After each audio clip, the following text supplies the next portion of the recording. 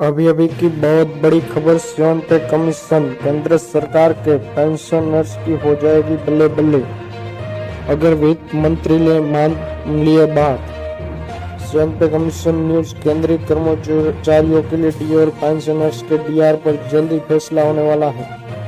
उम्मीद की जा रही है कि जुलाई के लंबित डीए और डीआर को लेकर जी हाँ, इस वक्त की बहुत बड़ी खबर अपडेट निकल के सामने आई है। सभी केंद्रीय कर्मचारी, राजकीय कर्मचारी, पेंशनभोगी और भूतपूर्व जवानों का हार्दिक स्वागत है आपकी अपनी भरोसेमंद यूट्यूब चैनल में। इस वक्त की बहुत बड़ी खबर निकल के सामने आई है। केंद्रीय कर्मचारी और 6 लाख पेंशन धारकों की होगी बल्ले बल्ले। जानते हुए खबरों को विस्तार से।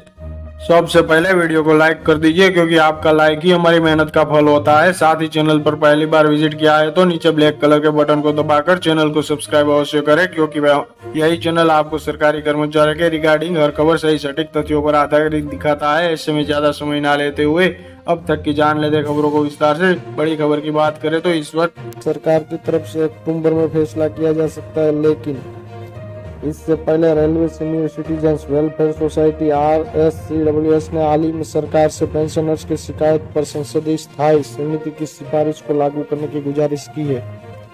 संसदीय स्थायी समिति ने की थी सिफारिश। वित्त मंत्री ने हाल ही में एक विज्ञापन के जरिए RSCWS में कहा कि पेंशनर्स की शिकायतों पर संसदीय स्थायी समिति ने अपनी 110वीं रिपोर्ट में सिफारिश संख्या 3.28 के तहत सिफारिश की थी कि समिति का विचार है कि सरकार को पेंशनर्स की एसोसिएशन की मांग पर विचार करना चाहिए। इसके अनुसार पेंशनर्स की 65 साल की आयु होने पर 5%, 70 साल पर 10% और 75 साल पर 15% और 80 की उम्र पर 20% अतिरिक्त पेंशन राशि दी जाएगी।